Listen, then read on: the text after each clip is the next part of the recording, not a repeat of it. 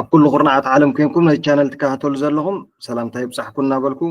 ንሎም መዓልቲ ድማ ከምቲ ልሙድ ናይ ሰሙናዊ ፎሬክስ ማርኬት ኣናሊሲስ ሒዘ መፅእ ኣለኹ ክሳብ መወዳእታ ድማ ምክትታልኩም ብኣኽብሮት ይዕድም ፋንዳሜንታል ዝምልከት ዝመፅእ ዘሎ ሰሙን ናን ፋርም ፔይሮል ወይ ድማ ኤንኤፍፒ ተባሂሉ ዝፅዋዕ ዓርቢ ኣለና ማለት እዩ ካልእ ሕልፍ ሕልፍ ኢሉ ድማ ናይ በዓል ጃፓን ናይ ኢንተረስት ሬት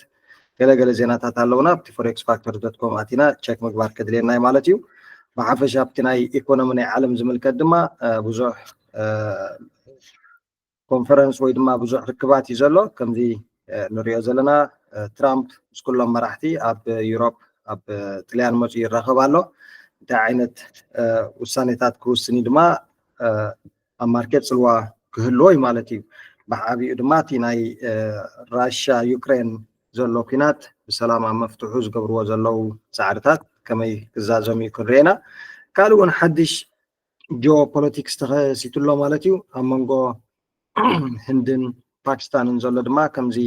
ኣብ ዜናታት ክንሰምዖ ዝዘቐነና ሓደ ዕብይ ዝበለ ቴንሽን ይመፅእ ኣሎ ከምኡ ድማ ዓለም ኩሉ ግዜ በቲ ሓደ ፋይል ይዕፆ በቲ ድማ ካልእ ፋይል እናተገንፀለ እዩ ዝኸይድ ስለዚ እዚ እውን ኣብ ማርኬት ዝኾነ ፅልዋ ክህልዎ ስለ ዝኽእል ካብ ሶኒ ዘሎ ግዜ ምክትታልኩም ኩሉ ግዜ ከም ትሬደርስ ድማ ኣለርትድ ክትኮኑ የላብወኩም ማለት እዩ ቀፂልና ድማ ኣብ ቴክኒካል እንታይ ይመስል ኣሎ ሓቢርና ንኽእል ቴክኒካሊ ክንሪኦ ከለና ናይ ዲኤክስዋይ ወይ ዶላር ኢንዴክስ ሪካቨሪ ኢና ንርኢ ዘለና ድሕሪ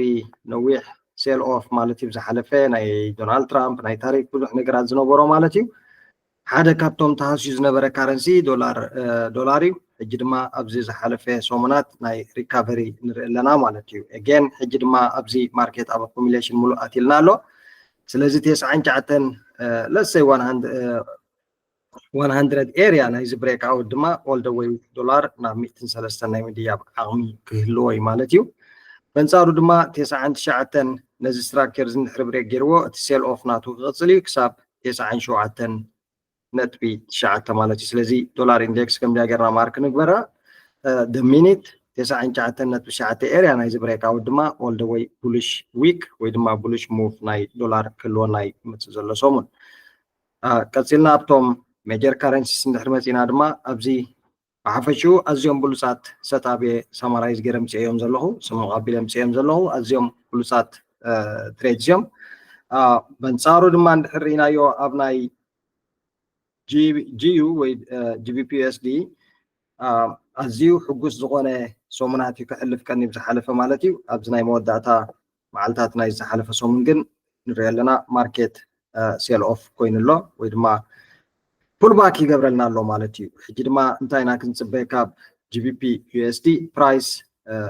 1.3291 ናይዚ ስትራክቸር ብሬክ ኣውት ማለት እዩ ናይዚ ሚኒት ፕራይስ ብናይ ሃየር ታይም ፍሬም ነዚ ብሬክ ክገብረልና ዝኽኣለ ኦል ደ ዌይ ነዚ ስትራክቸር እዚ ፊል ክገብሮ ወይ ድማ ሚቲጌት ክገብር ክወርስ ስለ ዝኽእል ክሳብ ኣብዚ ሴል ፖዚሽን ክንሕሉ ኢና ወይ ክንሕዝ ኢና ማለት እዩ ስለዚ ጂቢፒ ዩኤስዲ ኣዝያ ልፅቲ ሰጣብያ ዘላትና 1.3338 ብሬክ ኣውት ከይረኣና ድማ ብዝኾነ መንገዲ ባይ ፖዚሽን ከይንሕዝ ምክንያቱ ናይዚያ ሚኒት 1.3338 ብሬክ ኣውት ማርኬት may continue bullish ስለዚ ባይ ኤሪያ ናህና 1.3338 እዩ ሴል ድማ 1.3291 ስትራክቸር ናይዚኣ ብሬክ ኣውት ኦል ደ ዌይ ማርኬትና ሴል ኦፍ ናይ ምኻድ ተኽእሎ ክህልዎ እዩ ስለዚ ጂቢፒ ዩኤስዲ ሓንቲ ካብተን ደ ቤስት ሰትኣፕ ናይ ዝመፅእ ዘሎ ሰሙን እያ ቀፂልና ንሪኦ ጂጄይ ወይ ድማ ጂፒዋይ እንድሕር ርኢናዮ ኣብ ዝሓለፈ ሰሙን ኣዝዩ ብሉፅ ዝኾነ ናይ ቡሊሽ ሰናርዮ ወይ ድማ ቡሊሽ ሙቭ ንርኢ ኣለና ሕጂ ድማ ማርኬት ድሕሪ ነዊሕ ቡሊሽ ምኻድ ወይ ድሕሪ ነዊሕ ማርኬት ትረንድ ኣብ ኣዝዩ ኣገዳሲ ዝኾነ ኤሪያ ኦፍ ቫልዩ እንዳመፀ ማለት እዩ 192 ሶ 192 ብሬክ እንድሕር ገይረልና ዚ ስትራክቸር እዚ ባይ ፖዚሽን ክንርኢና ክሳብ 195.8 ኤሪያ ክሳብ ኣብዚኣ ማለት እዩ እንተዘይኮይኑ ግን በዚኣ ሕጂ ቢሪሽ ኮንፈርሜሽን ካንድል ፎርም ትገብረልና ዘላ ኣብዚ እንድሕር ርኢናያ ዝኾነ ቡሊሽነስ እንተዘይሂባትና ግን ዊ may see price retrace back ወይ ድማ recovery all the way ድማ ክሳብ 184 ፕራይስ ናይ ምውራድ ተኽእሎ ክህልዋ እዩ ማለት ስለዚ ጂቢፒ ጂፒዋይ ኣብ ኣዝዩ ብሉፅ ኤሪያ በፂሓትልና ኣላ 192 نايزيا بريك اوت كيرا انا دما زخونه بولش سيناريو كاينا اد بمينيت نايزيا بريك تقبرنا جمره دما all the way price كساب 295 باي بوزيشن محزن اوكي زي انا جي بي واي تكون كلا كازينا نريو اسد دما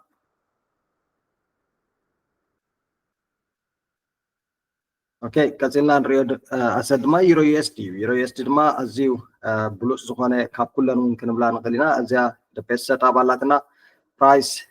رناي نويح بولش ترند بريك كلاي ነገር ድማ ማርኬትና አሙሉ ናይ ሬንጅ ወይ ድማ አኩሙሌሽን አቲልና ሎብ ዝከም ዝርያ ዘለና ስለዚ ደ ሚኒት 1.1035 ናይ ስትራክቸር ጃ ብሬክ አብ ንሪኤሉ ፕራይስ ኣብዚ ኢምባላንስ ማርኬት ስትራክቸር ኣለና ፕራይስ ድማ there is high probability ናብ 1.089 ናይ ሙራት ክሳብ ዚያ ሴል ኦፍ ወረዲ ማለት እዩ ስለዚህ 1.1035 ኤሪያ ብሬክ አውት እንድርገርና ኦል ደ ዌይ ማርኬት ሴል ኦፍ ክንሪና በንሳሩ ድማ ፕራይስ 1.13 96 ናይ ስትራክቸር ዚያ ብሬክ ኣብ ዝገብረልና ድማ እዚያ ብሬክ አውት እንድሪና ኦል ደ ዌይ ባይ ክንሕዚና ክሳብ 1.15 ክሳብ ዚያ ባይ ፖዚሽን ክትከይዳ ማለት ስለዚህ ጂቢፒ ሶሪ ዩሮ ዩኤስዲ ሓንቲ ካብተን ዝበለፃ ሰታፕ ናይ ዝመጽእ ዘሎ ሰሙንያ ነዚያውን ጽቡቅ ጌርና ንከታተላ ከምዚያ ጌርና ማርክ ንግበራ ማለት እዩ ቀፂልና ንሪኦ ዩኤስዲ ሲኤችኤፍ ዩኤስዲ ሲኤችኤፍ ውን ከምዚ ንሪኦ ዘለና ድሕሪ ናይ ነዊሕ ማርኬት ቢሪሽ ሙቭ ናይ ነዊሕ ማርኬት ቢሪሽ እጂ ድማ ንድሕሪንያ ፕራይስ ሙሉእ አኩሙሌት ፎርም ገይሩ at the same time ሙሉእ ብሬክ አውት ንርኢ ኣለና ሪቴስት ውን ንርኢ ኣለና ስለዚ እጂ ንእሽተይ ፑሽ ናብ 0.8238 ኤሪያ ናብዚ ማርኬት ፑልባክ ንርገርልና ባይ ፖዚሽን ክንሕዚና ማርኬት ሪካቨር ናይ ምግባር ሰናሪዮ የርእየና ኣሎ ማለት እዩ ኢንኬዝ ግን ዚ ማርኬት ዚ ነዚ ፊል ከይገበረ ስትሬት ኣወይ ናብዚ ኣቲልና ግን ዝኾነ ባይ ከይበልና ክንፅበዮ ኢና ግን ኦቨርኦል ተመሊሱ ማርኬት ነዚ ብሬክ ምግባሩ ዘይተርፎይ ስለዚ እዚኣ እውን ሓንቲ ተወሳኺት ኣገዳሲ ዝኾነ ሰጣብያ ኣብ ናትና ዌችን ሊስት ነቐምጣ ንከታተላ ድማ ኣዝያ ልስት እያ Okay, Khaled, if we come to gold, gold بناي smaller time frame كنقبرنا متان سبقيرا كتريانا مالتيو gold دحرنا ينويح أوارح bullishness أبزز حالة فسومن دحرينيا أزيو aggressive زخونة sell off نر إلنا مالتي دحرتي 3500 institutional level زهرمو مالتي كابزي كمزريا زلنا حجي دما price of course the range gear was a low from زبالي أبناي range ريال لنا مالتيو بعفشو جن gold 3,300 سوسان 3,300 سوسان هذا structure زي break كير أنا هنا باي كيناتو 3,300 سوسان break نرجع لناجن قدامي تارجتنا 3,500 كخوني كلاي تارجت ما نبله ناو 14 ناي مخاط كله مالت سلزي 3,300 سوسان 3,300 سوسان بريكير أنا بجولد باي كينبل بنصارو دما بزحجي مسي وزلو برايس ناب 3,310 اريا بيريشن تقريبا سيل بوزيشن كان حزن خلينا كساب 3,300 سوسان حدن كساب جا ستراكشر يا مالتي جولد ما اسينا داتي زعابي سيل اوف وي زعابي ماركت سيل خيدي ونبلو higher time frame gara kariya kume 3261 triwalhom very important area of value nerat nabzi price mosina amiti get gerwalo hiji dama bullish confirmation candle form gerlo malati so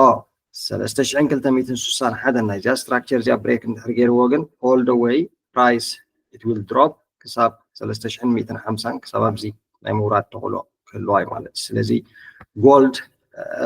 ما يبي بتقدم معلتات زلوا سنوي سولس تريدي تكون تقول جن بدحري زلوا تريد تكونها أزيو aggressive زخانة move دما كنسل بينا مالتي سلزي 3,360 باي area نهنايو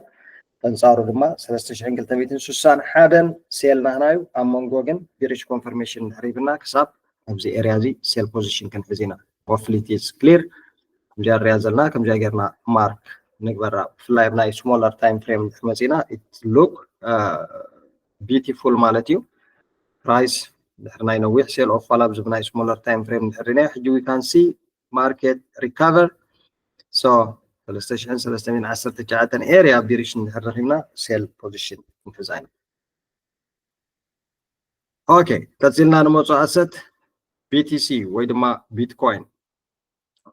دحرنا بيتكوين بزح حلفة جزء only نبايت زي كوين sales بحال كيتري وبيتكوين نابلنا بزح جزء نزارب اللغة غنيناينا price دما as we can see it is bullish move ساب 95.8 area بس إلا እጅ ድማ 92 ብሬክ የገበረት ብዙኾነ መንገዲ ንቢትኮይን ሴልዝ በሃል ከይተኣትዋ 92 ናይዛ ስትራክቸር እዚኣ ብሬክ ኣውት ግን ፕራይስ ነዚ ካቨር ንምግባር ኢት ሜይ ቴክ ቢሪሽ ኮንትሮል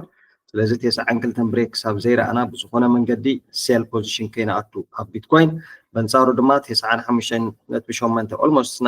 96 ከባቢ ማለት እዩ ናይዛ ኤርያ እዚኣ ብሬክ ኣውት ድማ all the way sub 108 ታርጌት ብምግባር ክንሕዛይና ማለት እዩ ስለዚ ቢትኮይን ኣብ ብክልቲኡ ኣዝዩ ብሉፅ ቦታ ሒዛትልና ኣላ 92 ብሬክ እንድሕር ጌራትልና ሴል ኦፍ ናይ ምውራድ ተኽእሎ ክህልዋ ክሳብ 76.74 ክትወርድ እያ በንፃሩ ድማ 95.8 ማለት እዩ ናቱ ብሬክ ኣውት ድማ all the way all time high 108 ክስዕም ዝለዓለ ተኽእሎ ኣለዋ ማለት እዩ ሶ ሎም መዓልቲ ሒዝዮም መፅየ ዘለኹ ኣዝዮም ብሉፃት ብጣዕሚ ኣዝዮም ብሉፃት ሰታብዮም ነዚኦም ንከታተሎም ብካልእ ቪድዮ ብካልእ ትሕዝቶ ክሳብ ዝምለሰኩም ሰናይ ንኩልና ባይ ፈናው